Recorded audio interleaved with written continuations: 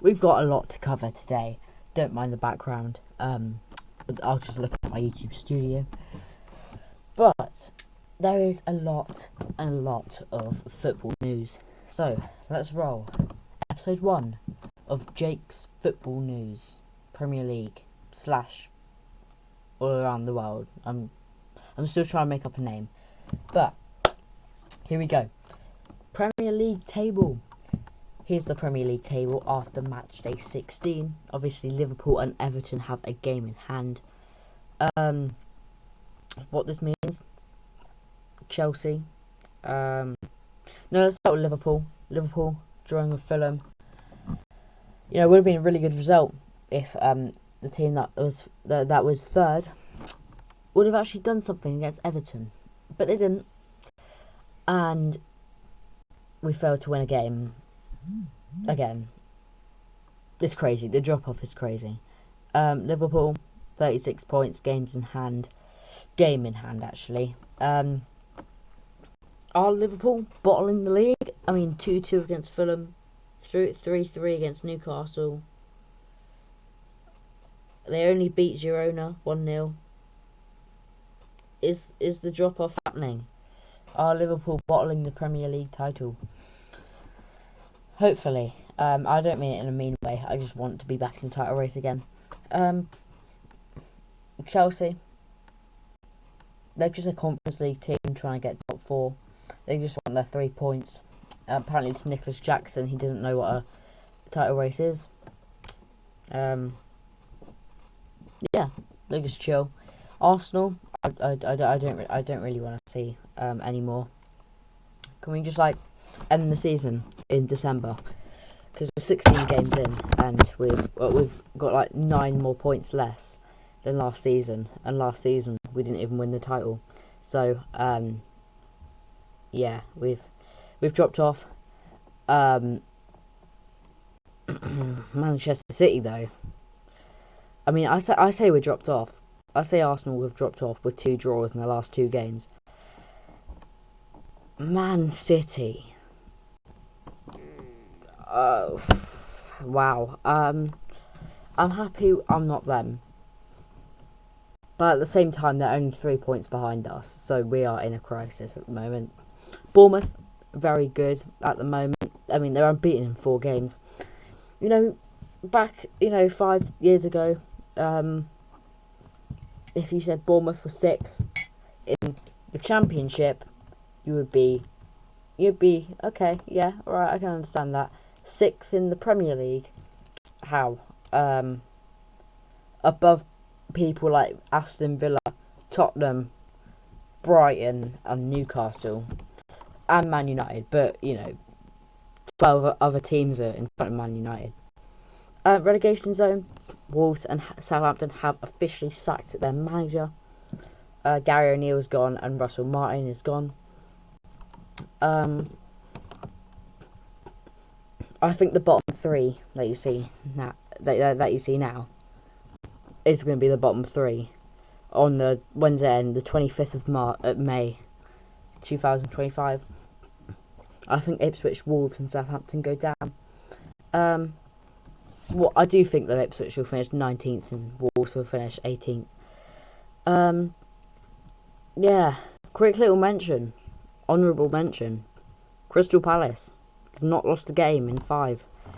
Yes, they're not winning many, but they are drawing quite a lot.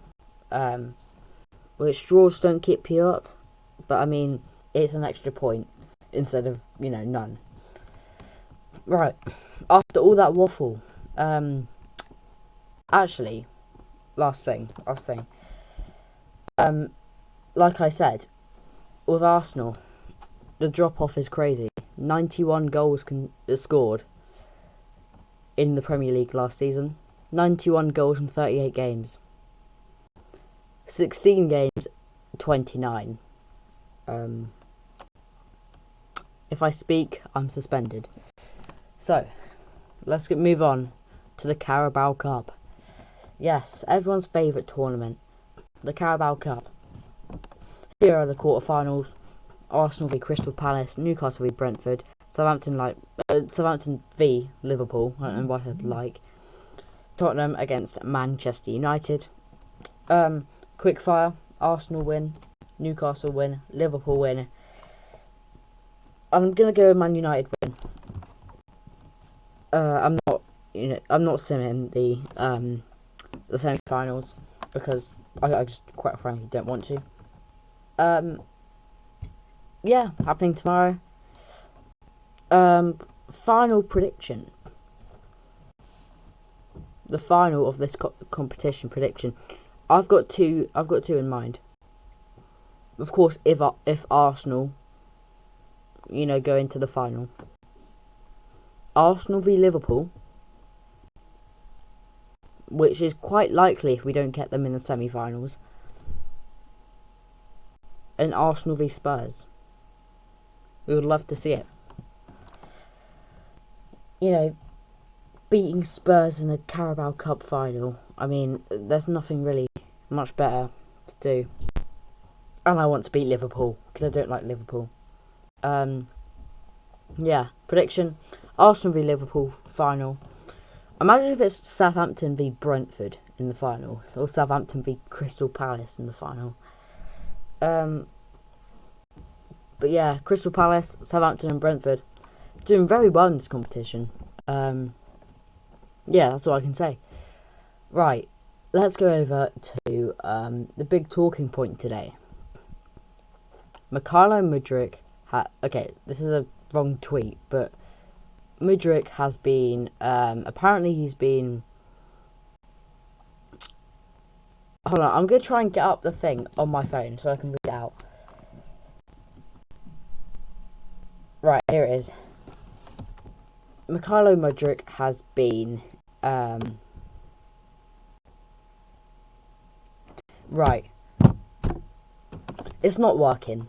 So we don't even need technology. We don't even need technology. Basically, Mykhailo Mudryk has I'm pretty sure he's done a sample of something. I'm pretty sure is urine, and he has seen and they've reported a drug offence in it. I'm pretty sure I'm getting that right. What this means, I mean, if he's banned, he could be banned for 4 years and not play for Chelsea probably ever again, because I saw on one of the reports that Chelsea looking to terminate his contract. It's times like these which I'm happy we didn't buy Mykhailo Mudryk. Obviously, the same thing happened to Paul Pogba. I'm actually reading it here. Mykhailo Mudryk has hired the law firm that helps Paul Pogba reduce his 4-year doping ban to 18 months. 18 months, obviously, a year and a half. And yeah, it's interesting. It's very interesting. I don't know if he's going to be banned for 4 years or 18 months, but it's going to be a very interesting thing. And will it affect Chelsea? I don't think it will. They've got so many players. If it was like a bigger name, like Neto or Cole Palmer, I think they would struggle a lot. But yeah, it's very interesting. The whole thing's very interesting. So we'll see what happens with that. Obviously, he's missed a couple of games for Chelsea. I think they said it was like illness or something, but it has actually came out now. Going on to the last thing. Now, I'm kind of mixed about this.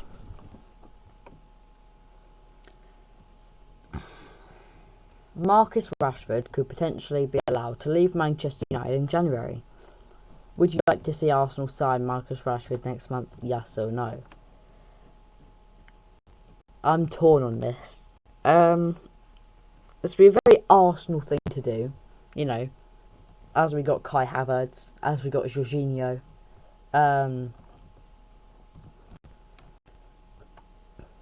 Look, you look at the squad. You look at the squad now, the wingers. I mean, you got Trossard, Martinelli, Sterling, that never kicks a ball. You could have Waneri, Saka, Jesus. So and then putting on Rashford as well. I would rather take him in the summer transfer window instead of January, because I feel like, potentially you're going to get rid of Sterling anyways. Potentially you get rid of a Jesus or even a Martinelli. I'm torn about this. Curdy says, I'll take him on a 6-month loan. Would I take him on a 6-month loan? I would.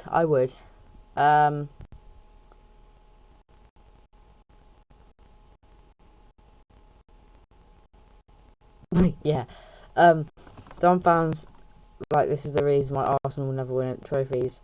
What are we going to do with dead Rashford? I don't know if it's, is he potentially the next Kai Havertz? And people will be saying, what? Kai Havertz he isn't a good player. Well, we saw Kai Havertz, struggle at Chelsea, came to Arsenal. He's improved. Havertz shouldn't be the striker, the starting striker. For a club like Arsenal, I do think he either plays in midfield, which we know how that goes, or on the bench. Yeah, it's him in an Arsenal shirt looks weird. I don't think he'll go to Arsenal. Apparently, there's interest from Bayern Munich. Obviously, with every player, imaginable, whenever they're linked to go out, Chelsea are in with a. I think they, were interested in it as well. You look at his age. Rashford's age. How old is he? He's 27. Do I see him going to Saudi Arabia? No. Jesus, sorry. Sterling flop. Rashford is the worst of both. I don't know. It's really torn me. I need to get off this page. But yeah, that's it. Thank you all for watching this week 1 or day 1 of this new series. I'm gonna have to name it. Jake's Footballing Podcast, but it isn't really a podcast. I don't know. Jake's Football Show, probably. But yeah, that's it of our football show. Thank you all for watching. That's it.